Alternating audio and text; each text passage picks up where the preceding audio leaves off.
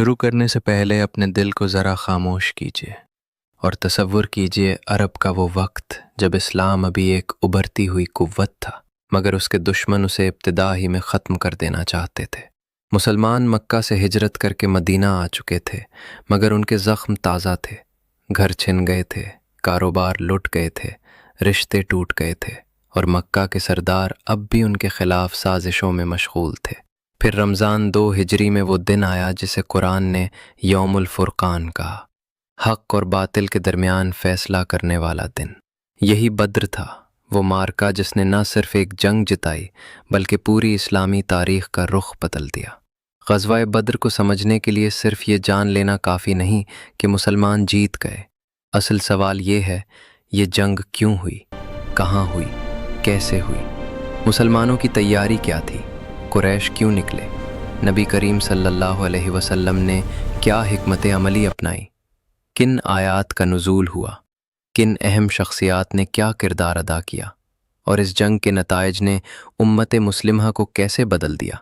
یہی سب اس داستان کا اصل مغز ہے۔ بدر سے پہلے کا ماحول، ہجرت، ظلم اور معاشی جنگ۔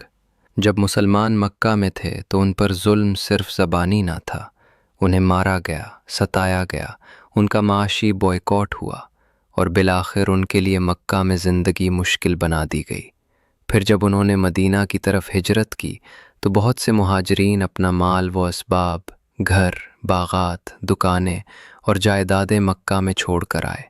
قریش نے ان اموال کو اپنے قبضے میں لے لیا۔ اس لیے بدر کے پس منظر میں صرف ایک جنگی واقعہ نہیں بلکہ مظلوم مہاجرین کے چھینے گئے معاشی حق کا مسئلہ بھی موجود تھا۔ مدینہ میں اسلامی ریاست قائم ہو رہی تھی، مگر قریش یہ برداشت نہیں کر رہے تھے کہ نبی کریم صلی اللہ علیہ وسلم ایک محفوظ مرکز حاصل کر لیں۔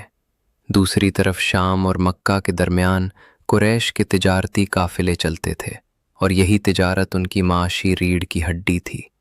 جب ایک بڑا قافلہ شام سے واپس آ رہا تھا جس کی قیادت ابو سفیان کر رہا تھا تو مسلمانوں نے اس کی طرف توجہ کی۔ اس مرحلے پر مسلمانوں کا ہدف ایک مکمل جنگ نہیں بلکہ اس قافلے کو روکنا تھا، جو ایک طرح سے مکہ والوں کے ہاتھوں چھینے گئے اموال کے جواب میں ایک معاشی اقدام بھی تھا۔ قافلہ، ابو سفیان اور قریش کی جنگی تیاری۔ ابو سفیان نہایت محتاط آدمی تھا، اسے خطرے کا احساس ہوا، اس نے راستہ بدلا، جاسوسی کی اور فوراً مکہ پیغام بھیج دیا کہ قافلہ خطرے میں ہے۔ مکہ میں یہ خبر پہنچی تو قریش کے بڑے سردار غصے سے بھر گئے۔ ابو جہل جیسے لوگ اس موقع کو صرف قافلے کے دفاع کے لیے نہیں بلکہ مسلمانوں کو ایک فیصلہ کن ضرب دینے کے لیے استعمال کرنا چاہتے تھے۔ چنانچہ مکہ سے ایک بھرپور فوجی دستہ نکلا۔ یوں جو مہم ابتدا میں ایک قافلے کی طرف حرکت تھی وہ بدل کر ایک بڑے مارکے کی شکل اختیار کر گئی۔ یہاں ایک اہم نقطہ سمجھ لیجئے، مسلمان جنگ کے لیے بھاری ہتھیار، زبردست سواریوں اور مکمل فوجی تیاری کے ساتھ نہیں نکلے تھے، لیکن قریش پوری جنگی شان کے ساتھ آئے۔ یہی چیز بدر کو ایمان کی جنگ بناتی ہے، صرف ہتھیاروں کی نہیں، مسلمانوں کی تعداد، سامان اور کیفیت۔ روایتی اسلامی تاریخ کے مطابق مسلمانوں کی تعداد تقریباً 313 تھی، جبکہ قریش کے لشکر کی تعداد تقریباً 1000 کے قریب تھی۔ مسلمانوں کے پاس محدود اونٹ، بہت کم گھوڑے اور نہایت کم عسکری وسائل تھے، جبکہ قریش کے پاس نسبتاً بہتر اسلحہ، گھوڑے، ساز و سامان اور عددی برتری موجود تھی۔ قرآن نے اس کیفیت کو ایک جملے میں سمیٹ دیا، اور تم کمزور تھے۔ یہ کمزوری صرف جسمانی نہ تھی، وسائل، سامان، تعداد اور باہری طاقت کے اعتبار سے بھی مسلمان بہت کم تھے۔ لیکن یہی وہ مقام ہے جہاں بدر کا اصل سبق شروع ہوتا ہے۔ جب اسباب کم ہوں مگر ایمان پورا ہو تو اللہ کم اسباب کو بھی کافی بنا دیتا ہے۔ بدر کی عظمت کا راز یہی ہے کہ یہاں ظاہری حساب کتاب ٹوٹ گیا اور ربانی مدد غالب آ گئی۔ اہم صحابہ اور نمایاں شخصیات بدر میں نبی کریم صلی اللہ علیہ وسلم خود قیادت فرما رہے تھے۔ آپ صلی اللہ علیہ وسلم کے ساتھ حضرت ابوبکر صدیق، حضرت عمر فاروق، حضرت علی، حضرت حمزہ، حضرت مقداد، حضرت زبیر، حضرت سعد بن معاذ، حضرت عبیدہ بن حارث اور دوسرے جلیل القدر صحابہ موجود تھے۔ حضرت عثمان بدر میں اس لیے شریک نہ ہو سکے کیونکہ حضرت رقیہ کی بیماری کے سبب انہیں مدینہ میں رکنے کی ہدایت ملی۔ یہ بھی بدر کے فہم کا حصہ ہے کہ کبھی کسی کا نہ نکلنا بھی اطاعت ہی ہوتا ہے۔ قریش کی طرف ابو جہل، عتبہ بن ربیعہ، شیبہ بن ربیعہ، ولید بن عتبہ، امیہ بن خلف اور دوسرے سردار شامل تھے۔ ان میں سے کئی وہ لوگ تھے جو مکہ میں اسلام دشمنی کے بڑے چہرے تھے۔ بدر میں صرف 2 لشکر نہ ملے، مکہ کے صالحہ سال کے ظلم اور مدینہ کے نئے ایمان والے عزم آمنے سامنے آ گئے۔ مشورہ۔ نبوی قیادت کا عظیم اصول جب واضح ہو گیا کہ قافلہ تو بچ نکل چکا ہے مگر قریش کی فوج سامنے ہے، تو رسول اللہ صلی اللہ علیہ وسلم نے صحابہ سے مشورہ کیا۔ یہ لمحہ بدر کے سب سے اہم لمحات میں سے ہے۔ آپ صلی اللہ علیہ وسلم چاہتے تھے کہ یہ جنگ صرف ایک فوجی قدم نہ ہو بلکہ پوری جماعت کے شعوری عزم کے ساتھ لڑی جائے۔ مہاجرین نے وفاداری ظاہر کی، پھر انصار کی طرف سے بھی غیر معمولی یقین اور جانثاری کا اظہار ہوا۔ یہ بات بہت اہم تھی کیونکہ مدینہ کے ساتھ ان کے معاہدے کا ایک پہلو شہر کے دفاع سے متعلق تھا، مگر اب میدان مدینہ سے باہر تھا۔ اس کے باوجود انصار نے ثابت کیا کہ وہ رسول اللہ صلی اللہ علیہ وسلم کے ساتھ ہر حال میں کھڑے ہیں۔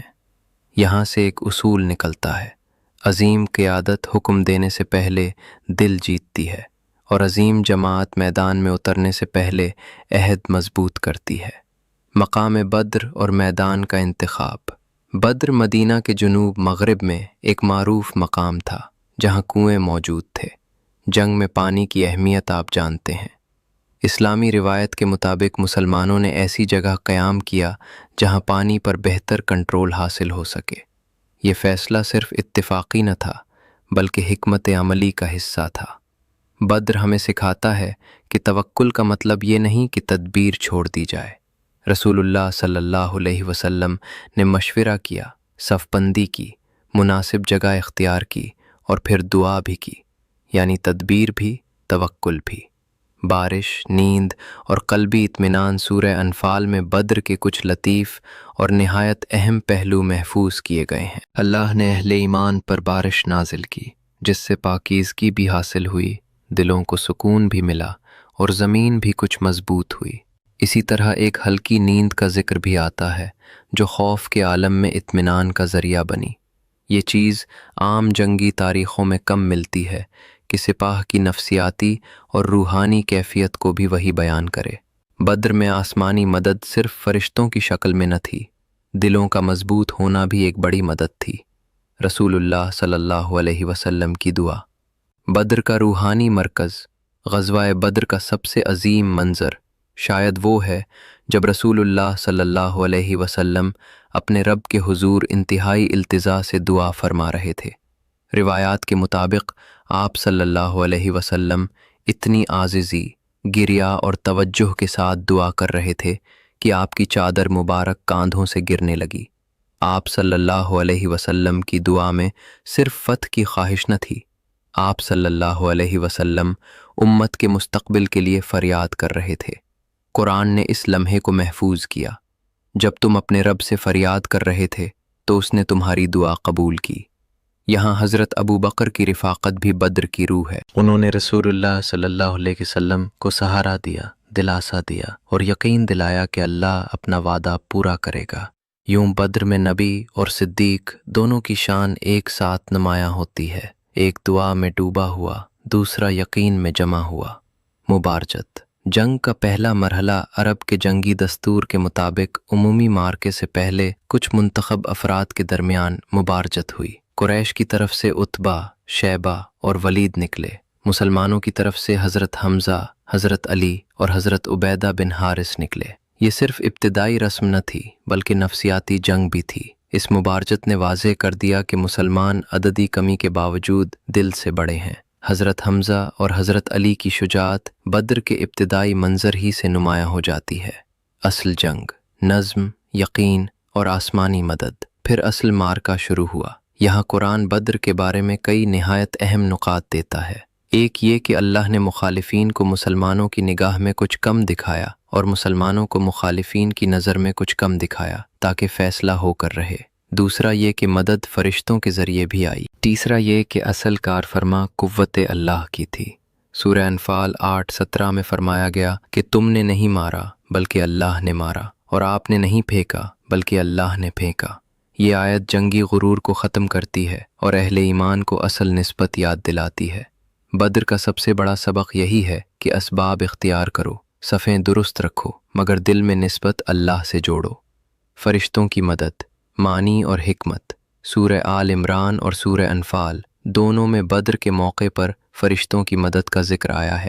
اس مدد کی ایک جہت یہ تھی کہ اہل ایمان کے دل مضبوط ہوئے، دوسری جہت یہ کہ دشمن کے دلوں میں رعب بیٹھا، تیسری جہت یہ کہ اہل ایمان کو یقین ملا کہ یہ معرکہ محض زمینی نہیں، آسمانی نگرانی میں ہے۔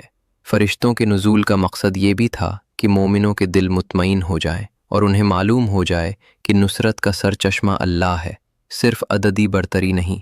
ابو جہل اور بڑے سرداروں کا انجام۔ بدر میں قریش کے کئی بڑے سردار قتل ہوئے، جن میں ابو جہل خاص طور پر نمایاں تھا۔ اس کی علامتی اہمیت بہت بڑی تھی، کیونکہ وہ مکہ میں اسلام دشمنی، غرور، ظلم اور تکبر کی ایک جیتی جاگتی علامت بن چکا تھا۔ بدر میں اس کا گرنا صرف ایک شخص کا گرنا نہ تھا، یہ اس غرور کا گرنا تھا جو سمجھتا تھا کہ اسلام کو طاقت سے مٹا دے گا۔ اسی طرح امیہ بن خلف جیسے چہرے بھی اس معرکے میں سامنے آئے، اور یوں مکہ کے ظالم اشرافیہ کے بہت سے چہرے بدر میں خاک میں ملے۔ اس سے مسلمانوں کے دل مضبوط ہوئے اور یہ واضح ہوا کہ ظلم ہمیشہ مستقل نہیں رہتا۔ بدر کا نتیجہ، ایک فتح سے بڑھ کر غزوہ بدر ایک روشن مسلم فتح پر ختم ہوا۔ روایتی تاریخی بیان کے مطابق قریش کے تقریباً 70 افراد مارے گئے اور تقریباً اتنے ہی قیدی بنائے گئے، جبکہ مسلمانوں کی شہادتیں اس کے مقابلے میں بہت کم تھیں۔ مگر اصل نتیجہ صرف اعداد میں نہیں تھا، اصل نتیجہ یہ تھا کہ مدینہ کی مسلم جماعت کی حیثیت بدل گئی۔ قریش کی وہ ہیبت جو عرب میں چھائی ہوئی تھی، اس میں پہلی بار شغاف پڑا۔ اسلامی دعوت اب صرف ایک مظلوم جماعت کی پکار نہ رہی، اب یہ ایک سنجیدہ اور منظم طاقت کے طور پر دیکھی جانے لگی۔ مال غنیمت اور قیدیوں کا مسئلہ بدر کے بعد ایک اہم مسئلہ مال غنیمت اور قیدیوں کا تھا۔ سورہ انفال کی ابتدا ہی مال غنیمت کے سوال سے ہوتی ہے، اور اس میں اہل ایمان کو یہ تعلیم دی گئی کہ اصل نسبت اللہ اور رسول صلی اللہ علیہ وسلم کی اطاعت سے ہے، نہ کہ دنیاوی حصہ داری کے جھگڑے سے۔ پھر قیدیوں کے مسئلے میں بھی قرآن نے رہنمائی دی۔ یہاں امت کو یہ سکھایا گیا کہ فتح کے بعد بھی اصول، عدل اور حکمت کو نہیں چھوڑنا۔ یہ بھی بدر کی ایک عظیم شان ہے کہ اسلام نے جنگ میں بھی اخلاق کو ختم نہیں کیا، بلکہ فتح کے بعد بھی ضابطہ اور رحمت باقی رکھی۔ اہم قرآنی آیات اور ان کا ربط غزوہ بدر سے متعلق چند آیات خاص طور پر یاد رکھنے کے قابل ہیں۔ سورہ آل عمران 3:123 اللہ نے بدر میں تمہاری مدد کی جبکہ تم کمزور تھے۔ سورہ آل عمران 3:124 125 فرشتوں کے ذریعے مدد کی بشارت۔ سورہ انفال 8:5-6 ایک گروہ کی ابتدائی ناگواری اور پھر حق پر نکلنا۔ سورہ انفال 8:9 دعا اور مدد الہی۔ سورہ انفال 8:17 اصل کار فرما اللہ تھا۔ سورہ انفال 8:42-44 میدان، تدبیر اور تقدیر کا باہمی ربط۔ سورہ انفال 8:67-70 قیدیوں اور بعد کے فیصلوں سے متعلق ہدایات۔ بدر کے 10 بڑے اسباق۔ پہلا سبق، کمزور ہونا ناکام ہونا نہیں ہوتا۔ بدر میں تعداد کم تھی مگر مدد زیادہ تھی۔ دوسرا سبق، دعا تاریخ بدلتی ہے۔ رسول اللہ صلی اللہ علیہ وسلم کی دعا بدر کا قلبی مرکز تھی۔ تیسرا سبق، مشورہ جماعت کو مضبوط بناتا ہے۔ بدر مشورے کے بعد لڑا گیا، زبر کے بعد نہیں۔ چوتھا سبق، توکل اور تدبیر ایک دوسرے کے مخالف نہیں، میدان بھی چنا گیا، دعا بھی کی گئی۔ پانچواں سبق، فرشتوں کی مدد صرف معجزاتی پہلو نہیں، قلبی اطمینان کا ذریعہ بھی ہے۔ چھٹا سبق، اصل فتح دلوں کے یقین سے شروع ہوتی ہے، ہاتھوں کی تلوار سے نہیں۔ ساتواں سبق، ظالم سردار جتنے بھی بڑے ہوں ایک دن گرتے ہیں، ابو جہل اس کی مثال ہے۔ آٹھواں سبق، فتح کے بعد بھی اخلاق باقی رہنا چاہیے، قیدیوں اور غنیمت کے باب میں یہی تعلیم دی گئی۔ نواں سبق، بدر نے مدینہ کی اسلامی ریاست کو مضبوط سیاسی وزن دیا۔ 10واں سبق، بدر ہر دور کے مومن کو یہ بتاتا ہے کہ اگر تم حق پر ہو تو قلت اسباب تمہیں نہ ڈرائے۔ اختتامی پیغام میرے عزیز سننے والو، غزوہ بدر کی داستان سن کر صرف ماضی یاد نہ کیجیے، اپنی زندگی دیکھیے۔ कभी आपके सामने भी एक बद्र आता है, वसाइल कम होते हैं, मुखालिफ ज़्यादा होता है, दिल घबराता है, रास्ता मुश्किल लगता है, मगर बद्र पुकार कर कहता है, अगर तुम सच्चे हो, मुनज़्ज़म हो, दुआ वाले हो और अल्लाह से जुड़े हो तो तुम तन्हा नहीं हो। अगर आप अपनी ज़िंदगी के किसी इम्तिहान, खौफ या कमज़ोरी में खड़े हैं तो बद्र को याद कीजिए, रसूलुल्लाह सल्लल्लाहु अलैहि वसल्लम में की दुआ को याद कीजिए, सहाबा की साबित कदमी को याद कीजिए और अल्लाह के इस वादे को याद कीजिए कि नुसरत सिर्फ उसी के पास है। ए अल्लाह, हमें बद्र वालों जैसा ईमान, बद्र वालों जैसा यकीन, बद्र वालों जैसा अदब और बद्र वालों जैसी साबित कदमी अता फरमा। आमीन।